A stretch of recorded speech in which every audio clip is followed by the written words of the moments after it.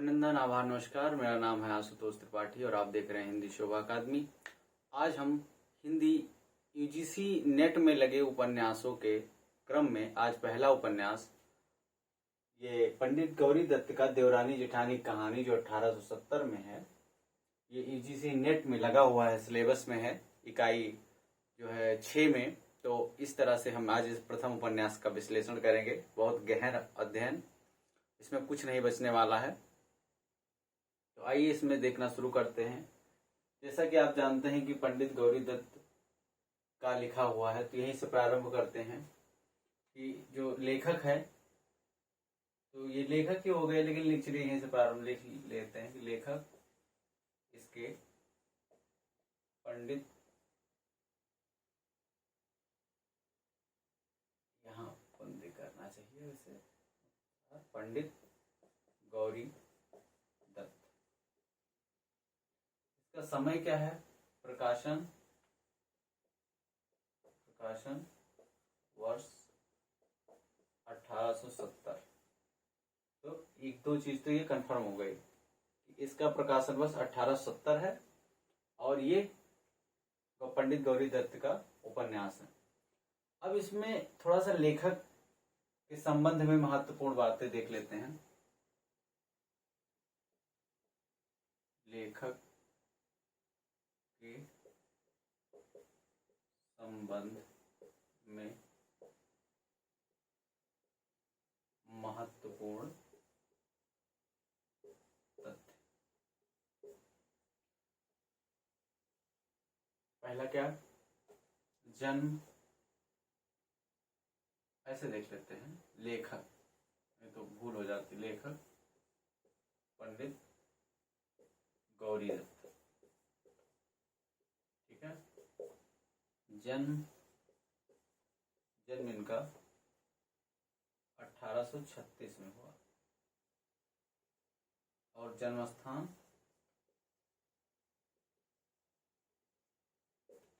लुधियाना, पंजाब में हो।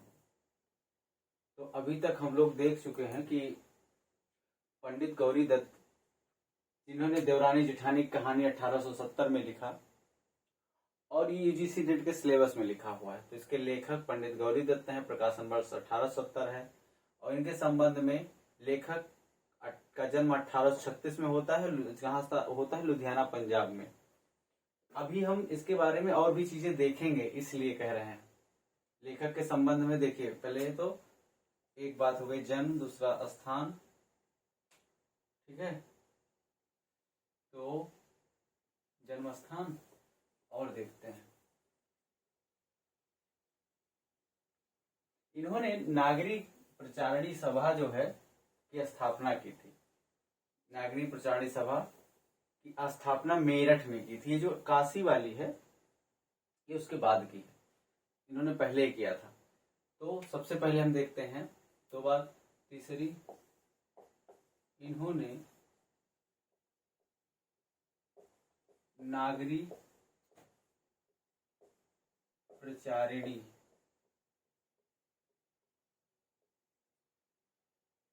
सभा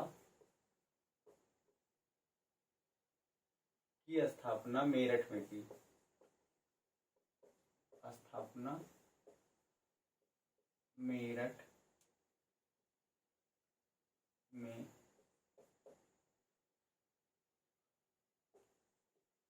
की थी। और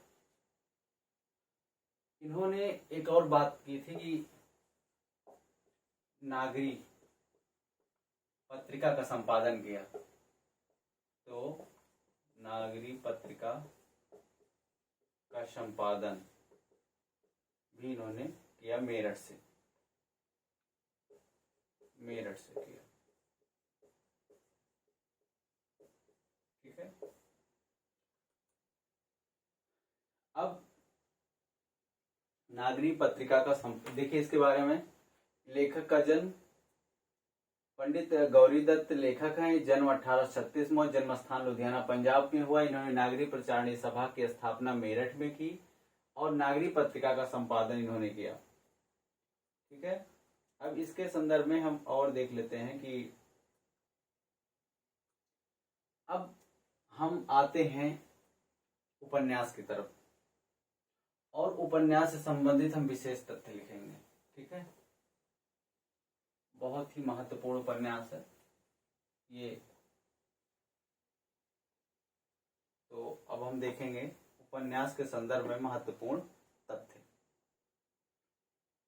लिखिए ऐसे, उपन्यास के संदर्भ में महत्वपूर्ण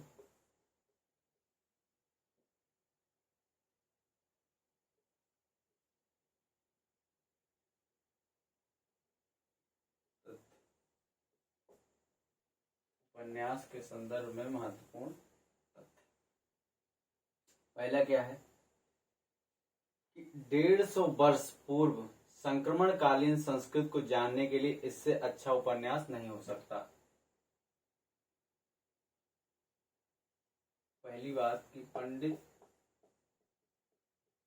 गौरीदत्त ने लिखा कि 150 वर्ष पूर्व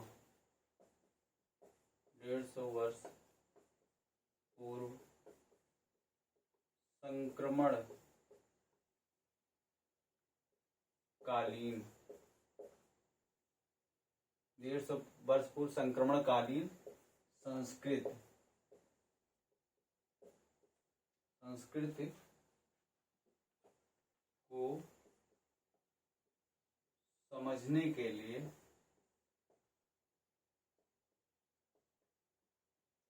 इससे अच्छा उपन्यास नहीं हो सकता।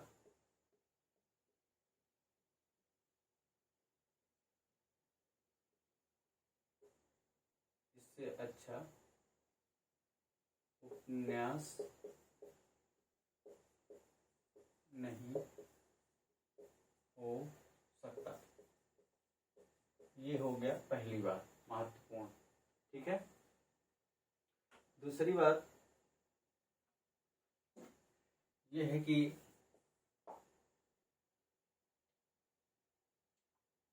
पंडित गौरीदत्त उपन्यास, इसको उपन्यास भी कह सकते हैं उच्चारण में। उपन्यास हम लोगों का यहाँ इधर होता है, बाकी उपन्यास शुद्ध उच्चारण है।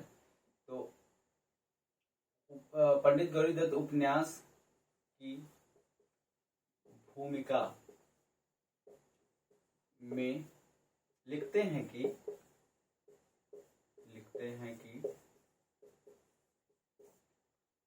पंडित गौरीदत्त उपन्यास की भूमिका में लिखते हैं कि इस पुस्तक में ठीक वही लिखा है जैसा आजकल बनियों को घरों में हो रहा है। इस पुस्तक में ठीक वैसा ठीक वही लिखा है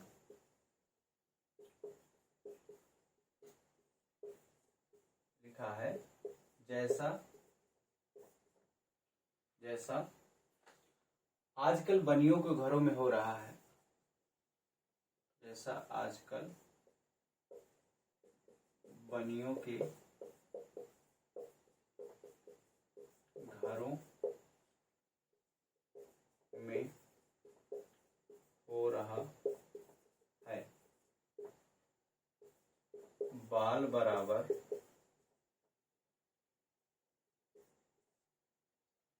बराबर भी अंतर नहीं है। इस उपन्यास के बारे में दो महत्वपूर्ण तथ्य जो उनके पुस्तक की भूमिका में लिखा है कि पंडित गौरीदत्त ने लिखा कि 150 वर्ष पूर्व संक्रमणकालीन संस्कृति को समझने के लिए इससे अच्छा उपन्यास नहीं हो सकता है। एक और तथ्य इसी पुस्तक की भूमिका में लिखते हैं, यानी इसी उपन्यास की भूमिका में पंडित गौरी दत्त उपन्यास की भूमिका में लिखते हैं कि इस पुस्तक में ठीक वही लिखा है जैसा आजकल बनियों के घरों में हो रहा है, बाल बराबर भी अंतर नहीं है। ये दो बात यहाँ हम इनके बारे में देख सकते हैं। आप स्क्रीनशॉट भी ले सकते हैं या लिख भी सकते हैं, जैसा भी आपको उचित लगे। ठीक है, आगे फिर देखते हैं।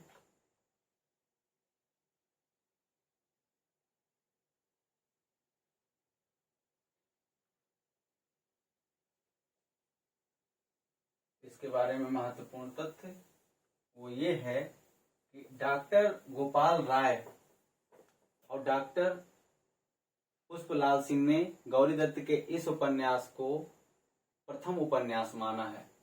तीसरी बात,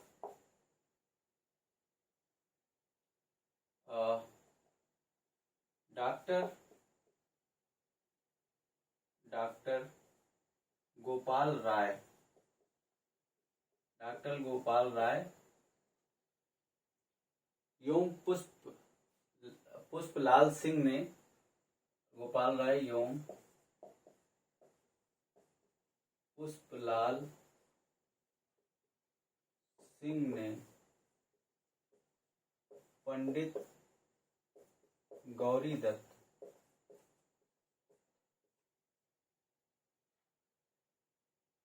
के इस उपन्यास,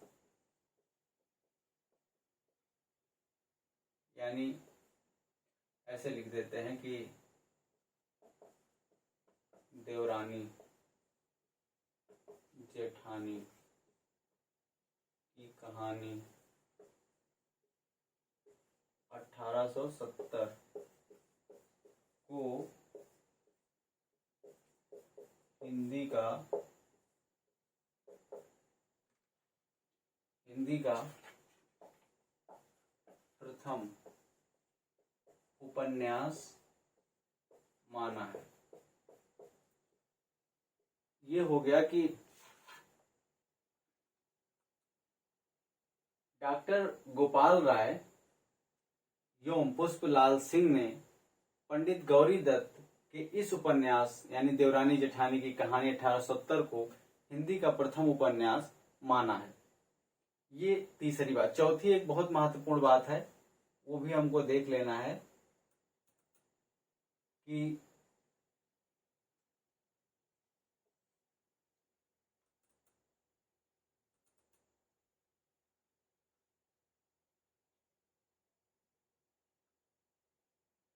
सर्वप्रथम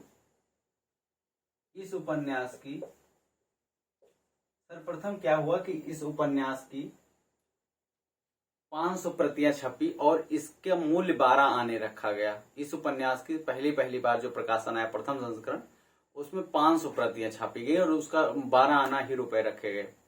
तो वही बातें नोट कर लेते हैं कि सर्वप्रथम इस उपन्यास की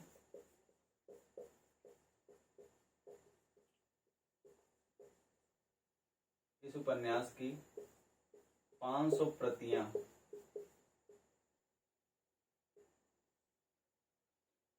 छपी एवं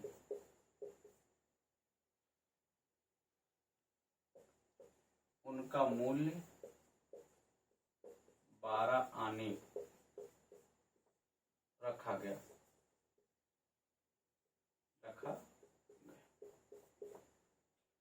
ठीक है, ये बात हो गई। सर्वप्रथम इस उपन्यास की 500 प्रतियां छपी एवं उनका मूल्य 12 आने रखा गया। 12 आना मतलब होता है 75 पैसा आज के समय में जाने समझे तो। और एक बात ये कि इस उपन्यास में कुल 35 पृष्ठ थी। इस उपन्यास में कुल 35 पृष्ठ थे। ठीक है, एक तथ्य ये हो गया। और अब इसके छापा खाने के बारे में देख लेते हैं कि सर्वप्रथम यह उपन्यास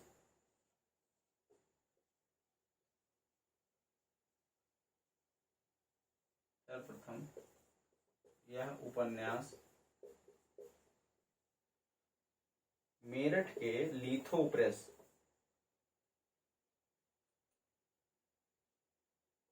मेरठ के सर्वप्रथम यह उपन्यास मेरठ के लिथो प्रेस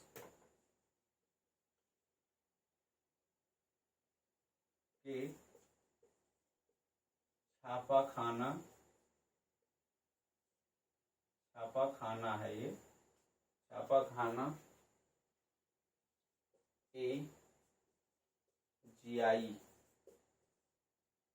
में छपा। लिथो प्रेस के छापाखाना AGI में मेरठ में यह उपन्यास सर्वप्रथम छपता है। ठीक है, ये हो गई महत्वपूर्ण बातें। और अब एक बात ये देख लेते हैं कि इसकी मूल प्रति कहाँ सुरक्षित है। तो इसकी मूल प्रति जो है, पहले एक बार रिवीजन कर लें कि डॉक्टर गोपाल राय एवं पुष्पलाल सिंह ने पंडित गौरी दत्त के इस उपन्यास यानी देवरानी जेठानी कहानी को 1870 को हिंदी का प्रथम उपन्यास माना है। ठीक है, उसके बाद सर्वप्रथम इस उपन्यास की 500 प्रतियां छपी और उनका मूल्य 12 आने रखा गया। इस उपन्यास में कुल 35 पृष्ठ थे और सर्वप्रथम यह उपन्यास मेरठ के लिथो प्रेस के छापाखाना AGI में छपा। ये इतनी महत्वपूर्ण बातें होंगी। इसके अतिरिक्त अभी हम लोगों को देखना है कि यह मूल प्रति कहाँ सुरक्षित है। यह मूल प्रति देखो, प्रायः अब आपको ये लग रहा होगा पंजाब में सुरक्षित है, लेकिन यह सही नहीं है क्योंकि यह पंजाब में सुरक्षित नहीं है और ये सुरक्षित है कलकत्ता में। तो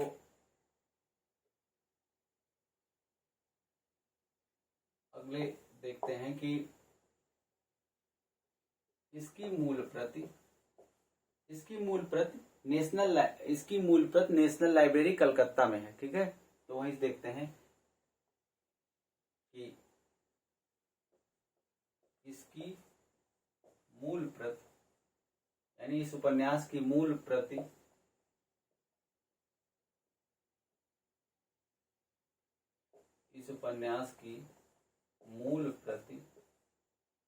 कहाँ से? नेशनल लाइब्रेरी कलकत्ता, अब कोलकाता हो गया है।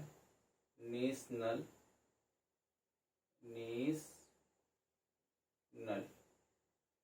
लाइब्रेरी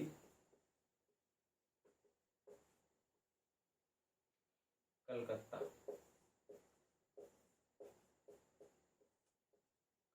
में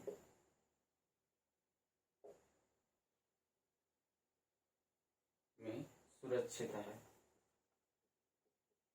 ठीक है, इसकी मूल प्रति नेशनल लाइब्रेरी कलकत्ता में सुरक्षित है। आगे देखते हैं कि डॉक्टर गोपाल राय ने इसे रानी केतकी की कहानी के बाद दूसरी गद्य कथा भी माना है। तो डॉक्टर गोपाल राय ने इसे रानी केतकी की कहानी के बाद दूसरी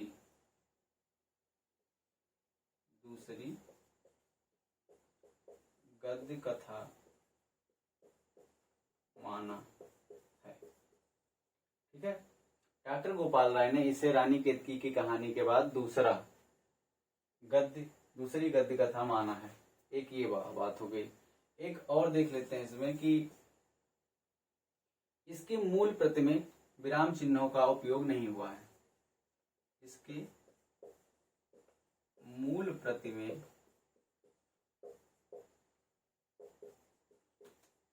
विराम चिन्हों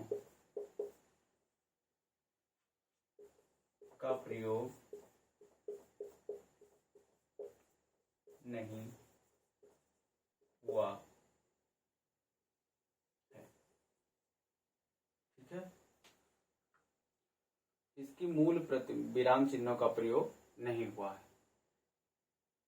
एक ये तो हो गई उपन्यास के संदर्भ में बात। एक और देख लेते हैं, बहुत महत्वपूर्ण है, और वो अगला है कि इस उपन्यास को क्या है कि पश्चिम देश के जो वासी लेफ्टिनेंट गवर्नर, पश्चिम देश के अधिकारी थे लेफ्टिनेंट गवर्नर जनरल बहादुर, तो उन्होंने इसे पुरस्कृत किया था। तो उसी पुरस्कार के बारे में आइए जान लेते हैं। और उस समय ही इसे पुरस्कृत किया गया जैसे पब्लिश हुई, तो 1870 में आई, लेकिन इसे 20 जून में जो है इसको पब्लिश कर दिया, मतलब इसको प्रोत्साहित कर दिया पश्चिम देश के अधिकारी बहादुर ने। तो आइए इसके बारे में तथ्य लिख लेते हैं कि इस उपन्यास की रोचकता और समाज सुधार की दृष्टि से प्रभावित होकर इस उपन्यास की रोचकता एवं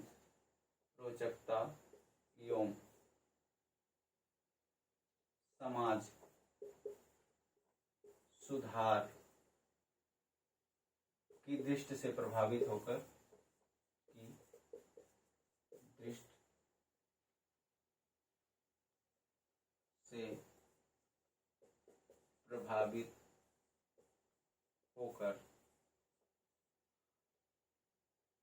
पश्चिम देश के अधिकारी, पश्चिम देश या देशाधिकारी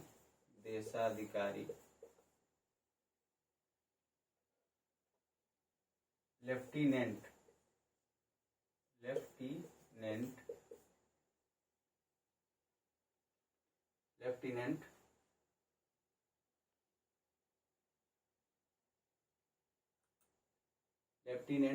गवर्नर बहादुर ने 24 जून 1870 को, लेफ्टिनेंट यहाँ गवर्नर आ जाएगा, लेफ्टिनेंट गवर्नर बहादुर ने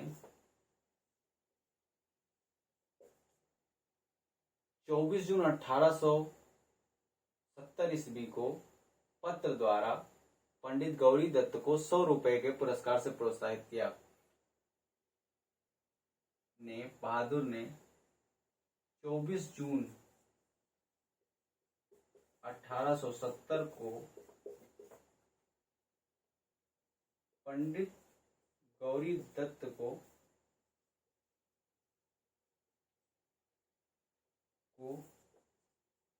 पत्र के माध्यम से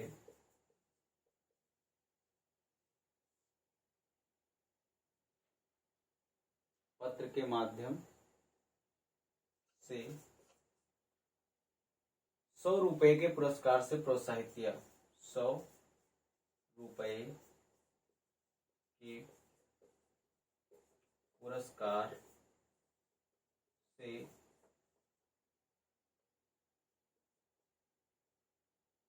से प्रोत्साहित किया। ठीक है, आ गया ना। तो हम देखते हैं, इसका रिवीजन कर लेते हैं कि इसकी मूल प्रति नेशनल लाइब्रेरी कलकत्ता में सुरक्षित है। इसकी मूल प्रति देवरानी जेठानी कहानी 1870 जो पंडित गौरी दत्त ने लिखा है। डॉक्टर गोपाल राय ने इसे रानी केतकी की कहानी के बाद दूसरी गद्य कथा मानी है। ठीक है, इसके बाद इसकी मूल प्रति में विराम चिन्हों का उपयोग नहीं हुआ है। इस उपन्यास में रोचकता एवं समाज सुधार की दृष्टि से प्रभावित होकर पश्चिम देशा अधिकारी लेफ्टिनेंट गवर्नर बहादुर ने 24 जून 1870 को पंडित गौरी दत्त को पत्र के माध्यम से 100 रुपए की राशि से प्रोत्साहित किया। यहाँ राशि भी लिख लीजिए, राशि से प्रोत्साहित किया। तो ये थे इसके बारे में तथ्य। अब दो आलोचक गोपाल राय जी की दो इसके बारे में महत्वपूर्ण आलोचना है, मतलब एक समीक्षा है, तो वो भी हम देखेंगे, वो बहुत महत्वपूर्ण है। और फिर उसके बाद हम इसके पात्र देखेंगे।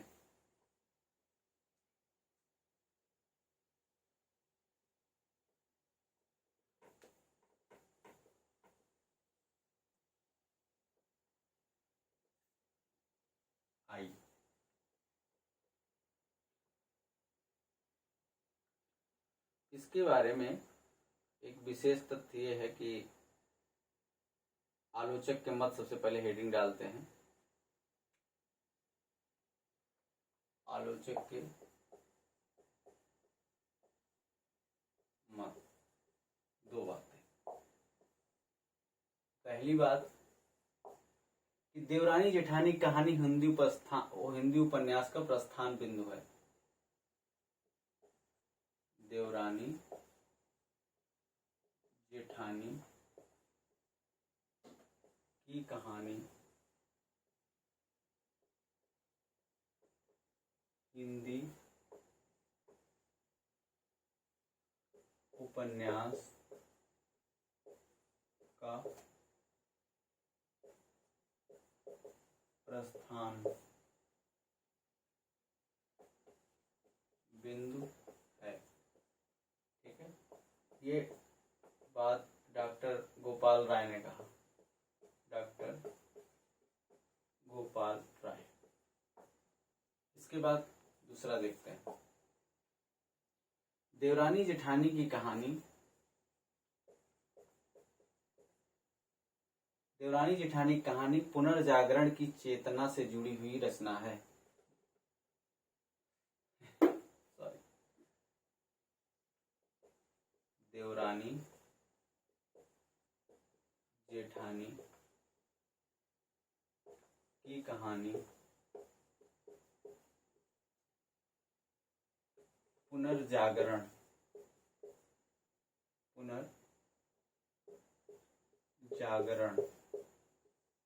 की चेतना से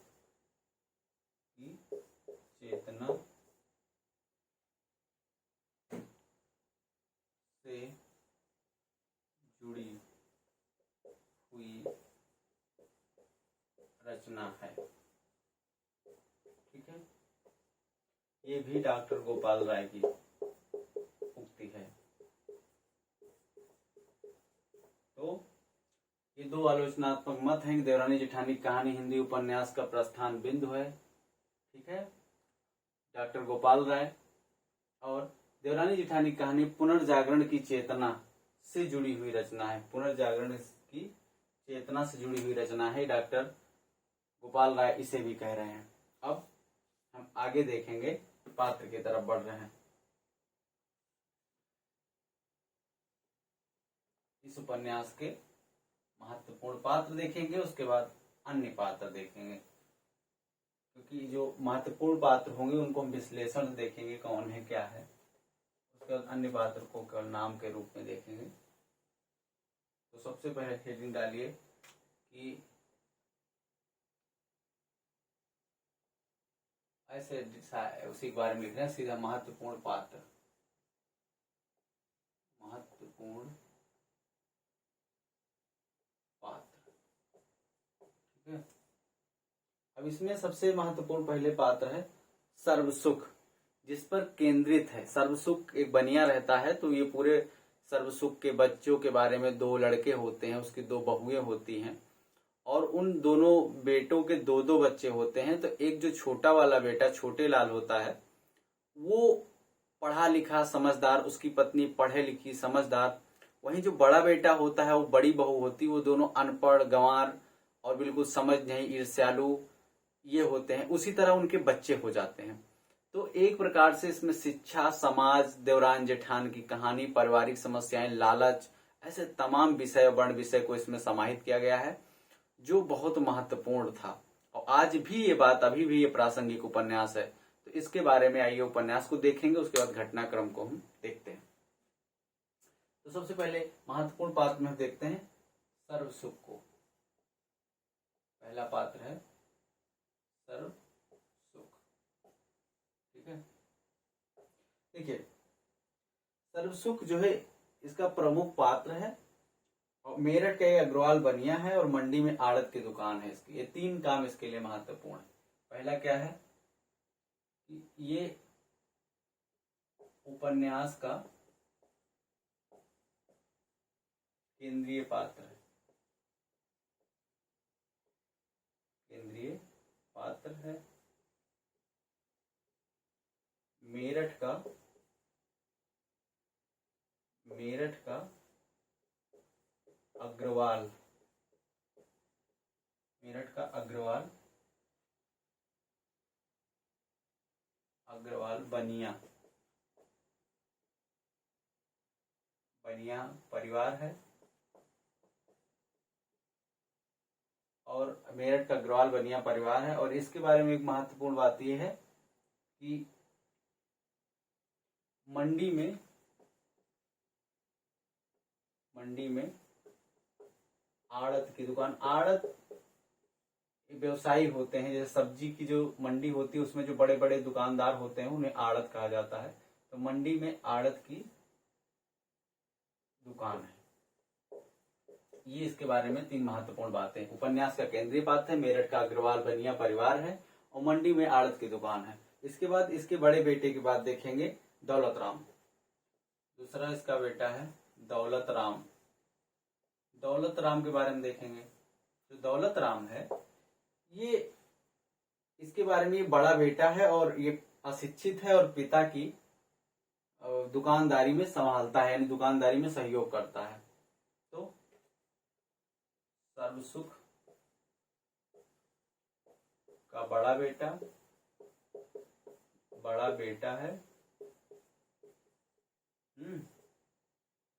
सर्वसुख का बड़ा बेटा है और अशिक्षित है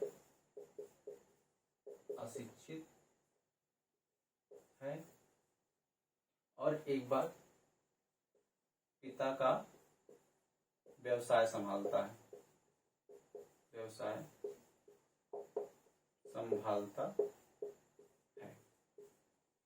ये इसके बारे में बातें होंगी। ठीक है।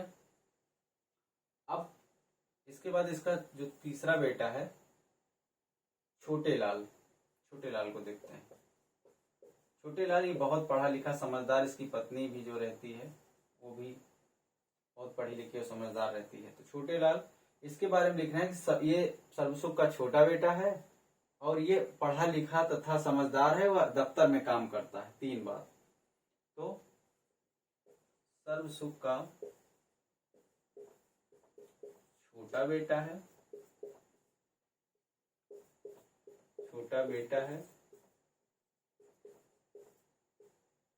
पढ़ा लिखा व समझदार है तथा दफ्तर में कार्य करता है,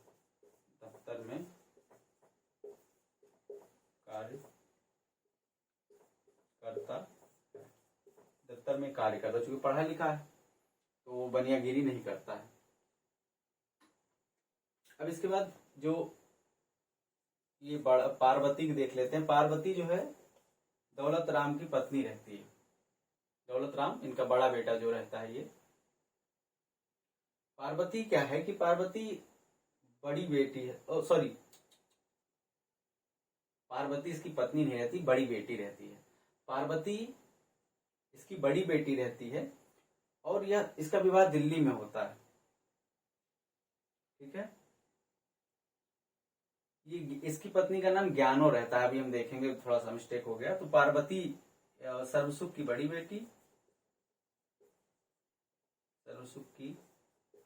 बेटी है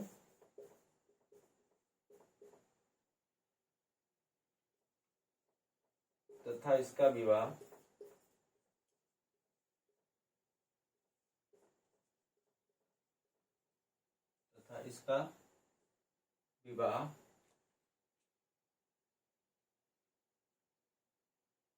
दिल्ली में हुआ है, दिल्ली में। और जो छोटी बेटी होती है सुखदेई, उसका हापुड़ में होता है, दिल्ली। इसका विवाह दिल्ली में होता है। हापुड़ भी दिल्ली से लगा हुआ ही है। तो ये इसको एक बार देख लेते हैं। सर्वसुख उपन्यास का केंद्रीय पात्र है। मेरठ का अग्रवाल बनिया परिवार है। मंडी में आड़त की दुकान है। दौलत राम सर्वसुख का बड़ा बेटा है, अशिक्षित है और पिता का व्यवसाय संभालता है। छोटे लाल सर्वसुख का छोटा बेटा है, पढ़ा लिखा व समझदार है तथा दफ्तर में कार्य करता है। पार्वती सर्वसुख की बड़ी बेटी है तथा इसका विवाह दिल्ली में होता है। अब हम देखते हैं इनकी छोटी बेटी और बहू के बारे में, बहुओं के बारे में। 2 बहुएं हैं और उनके बच्चों के बारे में। तो ये 4 पात्र हो गए। 5वां हम ज्ञानों को देखेंगे।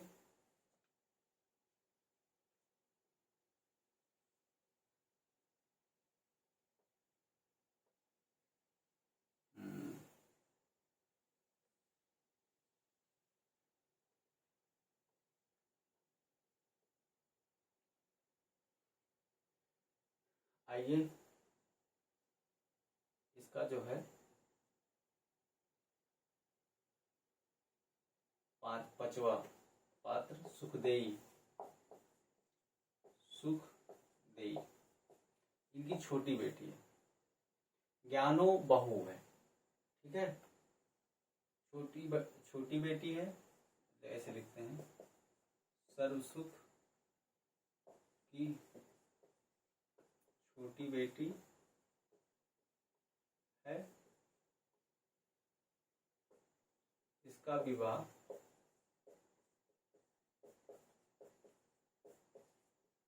हापुड़, हापुड़ जो है दिल्ली से लगा हुआ है, बिल्कुल गाजियाबाद के पास।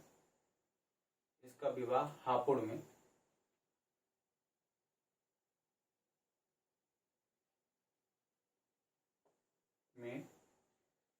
इसका विवाह हापुड़ में हुआ है, ठीक है। ये हो गया अभी तक 2 बेटे और 2 बेटियों के बारे में। अब देखते हैं ज्ञानो। इसकी ज्ञानो जो है इसकी बहू है। तो ज्ञानो दौलत राम की पत्नी है तथा घर की बड़ी बहू है, जो अनपढ़ है और सदैव सास और देवरानी की बुराई करती रहती है। ज्ञानो दौलत राम की पत्नी, दौलत राम की पत्नी व घर की बड़ी बहू है, अनपढ़ है, अनपढ़ व अशिक्षित है।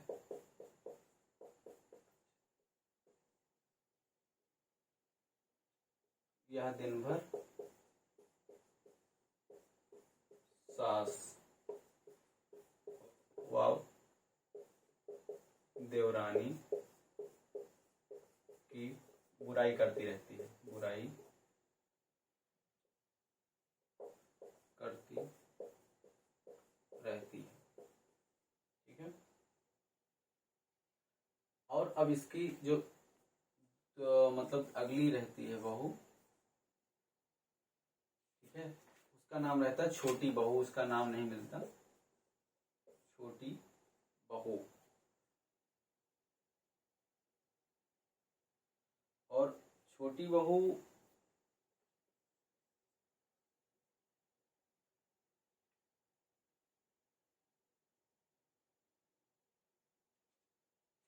इसमें बड़ी बहू ज्ञानो और छोटी बहू जो है ये बहू बड़ी मात्रा होती है, तो ये बहू ऐसे रहेगा, छोटी, इसका नाम छोटी बहू है। तो ये क्या है कि छोटे लाल की पत्नी व पढ़ी लिखी व समझदार है,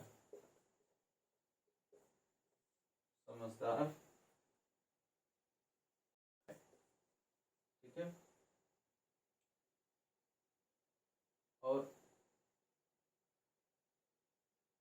ये मुख्य स्त्री पात्र भी है, एक प्रकार से देखें तो मुख्य स्त्री पात्र है। ये सारी चीजें, शिक्षाएं यहीं से निकल के लाती हैं। और अब हम इनके 2 बच्चों को, दो बच्चे दोनों के रहते हैं, इनको देख लेते हैं एक बार में। उसके बाद फिर हम आगे देखेंगे अन्य पात्र, जो कि मतलब इनके पिता हैं, बहुओं के रिश्तेदार हैं, गांव के बनिया परिवार हैं और जो मित्र मंडली है। ऐसे अन्य पात्र जो महत्वपूर्ण है उनको हम देख लेंगे। तो आइए देखते हैं तो पहले देख लेते हैं नन्हे को। नन्हे जो है छोटे लाल का नन्हे, ये छोटे लाल का बेटा है, मतलब छोटे लाल का बड़ा बेटा है, जो बचपन में बीमारी के शिकार हो जाता है, शिक्षित तथा समझदार है। ठीक है, छोटे लाल का बड़ा बेटा है और बचपन में बीमारी का शिकार हो जाता है।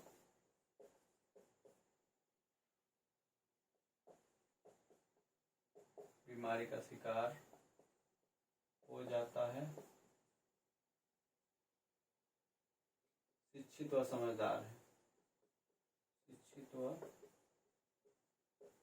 समझदार है। ठीक है, ये हो गया नन्हे। अब हम देखते हैं एक पात्र मोहन। मोहन भी छोटे लाल का ही बेटा है। मोहन जो है ये छोटे लाल का बेटा है। 5 वर्ष तक वह जाटनी के पास रहा, क्योंकि छोटी बहू बीमार थी और तथा बच्चे को दूध पिलाने में सक्षम नहीं थी। बचपन में जुआरी द्वारा इसे अपहरण कर लिया जाता है। इसके बारे में जो जानने वाली महत्वपूर्ण बातें हैं कि यह छोटे लाल का छोटा बेटा है।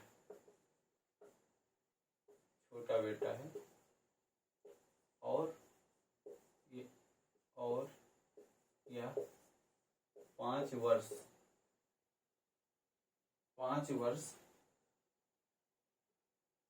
तक जाटनी के पास रहता है, क्योंकि इसकी माँ दूध पिलाने में सक्षम नहीं थी। दूध पिलाने में सक्षम नहीं थी। ठीक है, और एक बात ये भी लिख लेना है कि बचपन में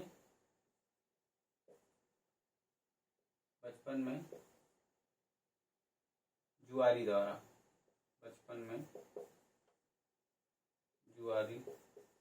द्वारा इसका अपहरण किया जाता है।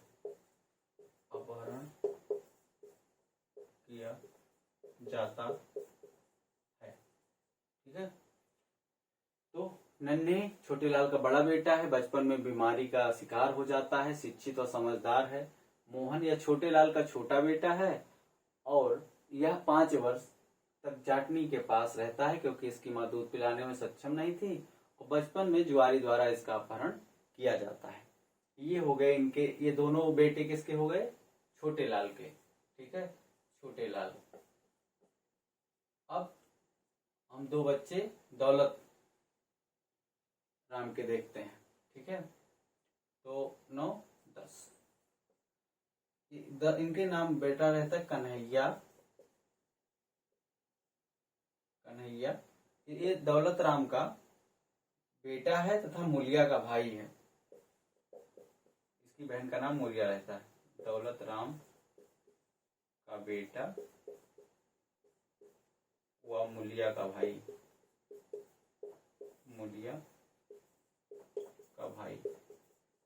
ठीक है, अब एक और महत्वपूर्ण अंतिम पात्र है, महत्वपूर्ण में से, वो है मूलिया।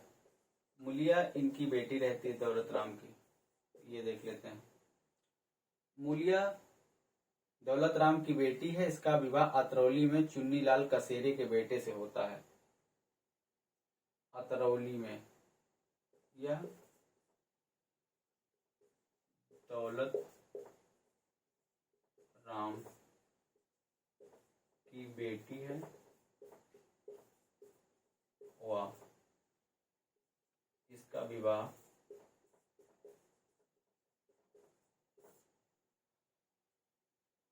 अतरौली में चुन्नीलाल कसेरे के बेटे से होता है। अतरौली में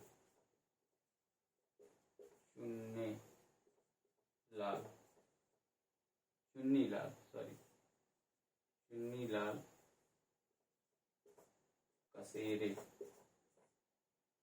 के बेटे से होता है।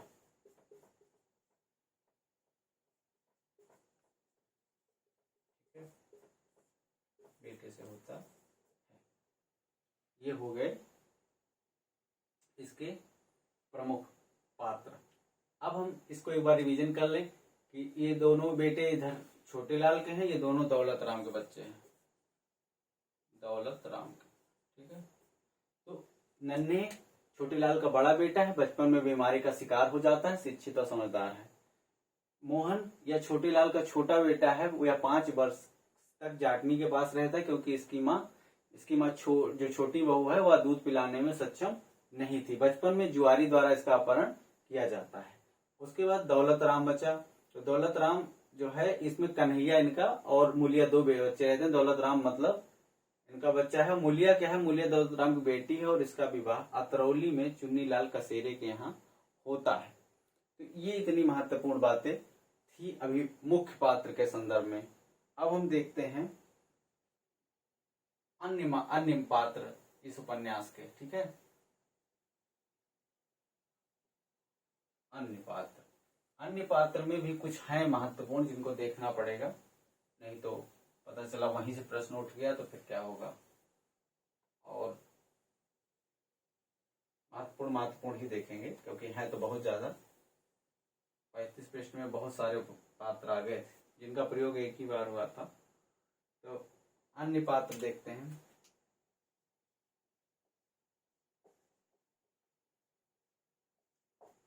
अन्य पात्र में जैसे मुंशी टिकट नारायण है, हरसहाय काबली हैं। ठीक है, मुंशी टिकट नारायण,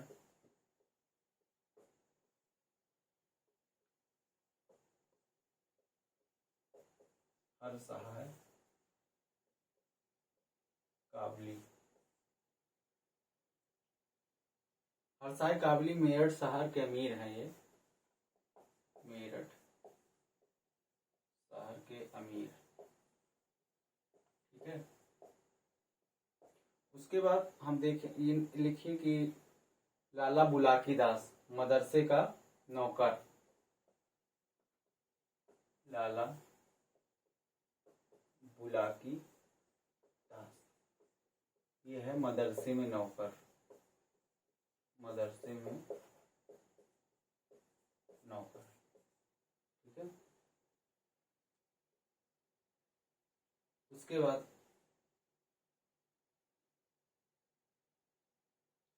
दिल्ला पांडे पुरोहित। दिल्ला पांडे पुरोहित मिसरानी। मिसरानी जो है पड़ोसी रहती है इनकी, पड़ोसी। ठीक है, और इसमें फिर डूंगर लिख लेते हैं।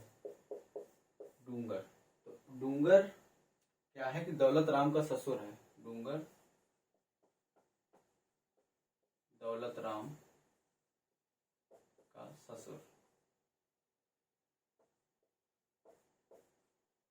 दौलत राम का ससुर है डूंगर। ठीक है, लाला दीन दयाल छोटे लाल का ससुर व गुड़गांव का तहसील है। लाला दीन दयाल, लाला दीन दयाल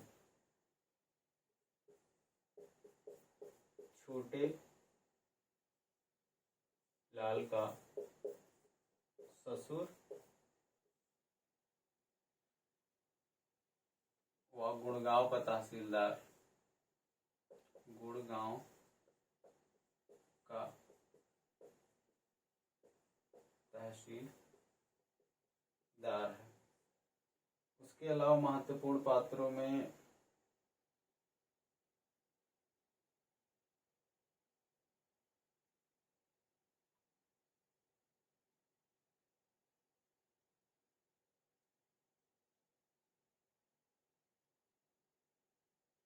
शिव दयाल लिख दीजिए, झुम्मी मुन्नी लिख दीजिए, झुम्मी मुन्नी, झुम्मी मुन्नी। झुम्मी मुन्नी जो है नन्हे की पत्नी है, नन्हे की पत्नी, ठीक है। और एक सुख दयाल, सुख दयाल ये सुखदेई का बेटा है, सुखदेई का बेटा। बस इतना ही अन्य पात्र में देखेंगे। बस मुंशी टिकट नारायण हर सहाय काबली, मेरठ शहर के अमीर हैं। लाला बुलाकी दास मदरसे में नौकर हैं। दिल्ला पांडे पुरोहित मिश्रानी पड़ोसी हैं। डूंगर दौलत राम का ससुर है। लाला दीन दयाल छोटे लाल का ससुर और गुड़गांव का तहसीलदार है। झुम्मी मुन्नी ये नन्हे की पत्नी है। और सुख दयाल ये सुखदेई का बेटा है, इत्यादि। बस इतने ही अन्य पात्रों में महत्वपूर्ण है। इसके बाद उपन्यास का घटनाक्रम देखते हैं। और लेकिन ये वीडियो बहुत बड़ी हो जाएगी अभी, चूंकि घटनाक्रम देखेंगे, उसके बाद महत्वपूर्ण कथन भी देखेंगे, तो इसको अगले पार्ट में अब हम आगे देखते हैं। ये भाग 1 है। अगले भाग में हम घटनाक्रम और महत्वपूर्ण जो है उसको देखते हैं, क्या कहते हैं, इसके कथन को। धन्यवाद।